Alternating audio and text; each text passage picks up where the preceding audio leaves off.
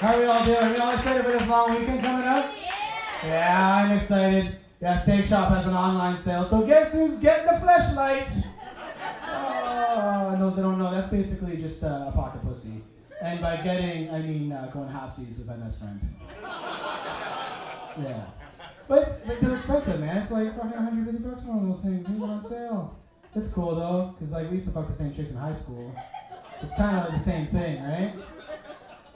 He's a bit of a neat freak too, so the whole clean side's taken care of. But the reason why I need one is because I'm married, right? No, my wife and I, we have our anniversary coming up actually, and I have to find a way to top last year's celebrations. We went down to Niagara Falls and we did like the whole wag jet thing for like the weekend away or whatever like that. We did like the casino package with the hotel and the romantic dinner out and everything. And then we went to see Niagara's sightseeing spectacular, which we all know is the Sundowner. That's right, my friend. Who was that knew that there? Yeah, that's my pal right here. For those that don't know what the Sundowner is, it's a little cozy cabaret where me and my wife cuddled up with a couple of cocktails and watched two strippers eat Skittles out of each other's assholes. Like, totally living up to the slogan, taste the rainbow. Right? Some of you guys are thinking gross. I thought it was gross too because they were eating the tropical Skittles. Oh, who knows? You know, but I applaud their creativity. I understand why they wouldn't use cinnamon hearts. I don't know. But you think they do the common courtesy of using Tic Tacs, right? You know, freshen the breath a little bit. Apparently we missed out though because when we left, there was a couple of them walking to a table. They had a pack of Mentos and a can of Diet Coke. You all know what that does. That was fine. But yeah, you know, you got to keep things interesting when you're married. You got to keep like the flame going, otherwise you hit a bit of a dry patch. You know, you're not getting anything. You know. After I got married, I put on a bunch of weight, and it got to the point actually where my wife wouldn't have sex with me anymore. So I decided to break the bank. I tried a personal trainer. It turned out to be a huge waste of cash. Because it was like 2 or 3 weeks of like excruciating workouts with Little Miss Fitness until I actually started to notice she wasn't gonna fuck me either.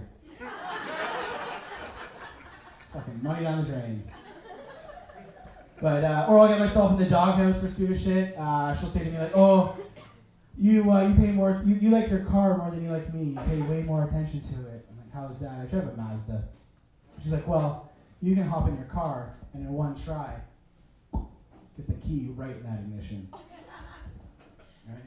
But then when we're having sex, it's like the first 9 out of 10 tries. I'm trying to put it in her ass first, right? Oh, and she gets mad at me for that. And I saw that for the same reason. I was trying to get as much use out of the both of you before I trade you up for a better model.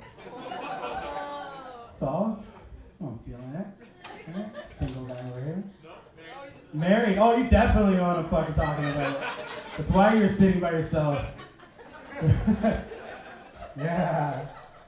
But another thing too, going back to the steak shop, another thing, we went down to the local steak shop, we were frequenters there.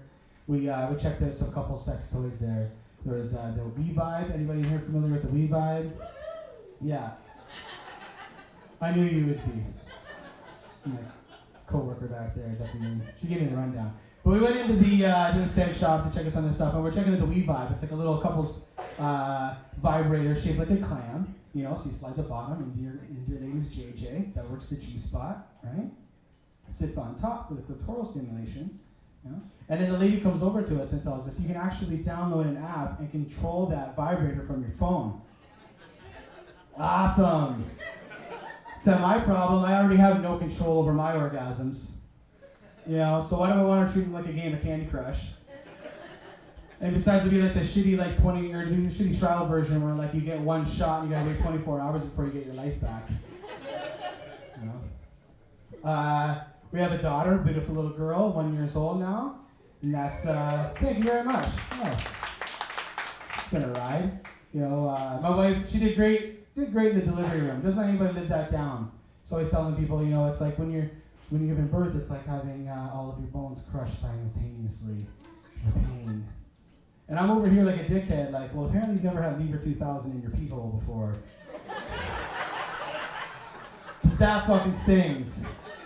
I'm just trying to relate. And I'm getting no sleep too. And it's not because of the baby again, it's because of my wife. Like, she'll come into the bedroom and I'll be like, just passed out.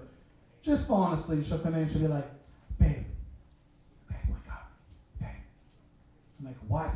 Like, I gotta work at like 6 in the morning, because some people in the back up there, the boss is here. I gotta get up at like 6 in the morning, eh? You can get that. I can finish the story. I'm just hunched over. Oh, her. You know, and she's waking me up, and I'm like, what is it? And she's like, well, I just put the baby to sleep, so whatever you do, don't make any noise. I'm like, I'm fucking sleeping. Why are you waking me up? Like, well, when you get snoring, you know, everybody's trying to sleep. It gets kind of annoying. We're all trying to sleep. I'm like, oh, so it's kind of like your voice when everybody else is trying to be awake.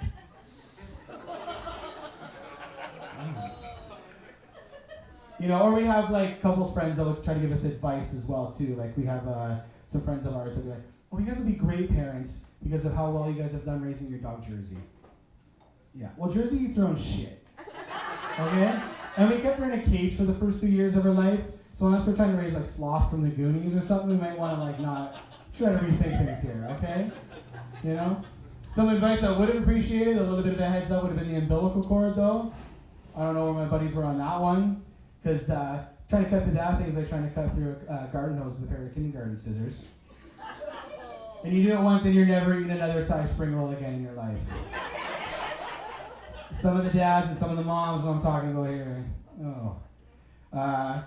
Yeah, so we have a little girl, and sometimes it kind of freaks me out, like thinking about raising a daughter in this world today. You hear all kinds of like crazy stuff. Like I heard a statistic on a cereal commercial. It was a Special K commercial.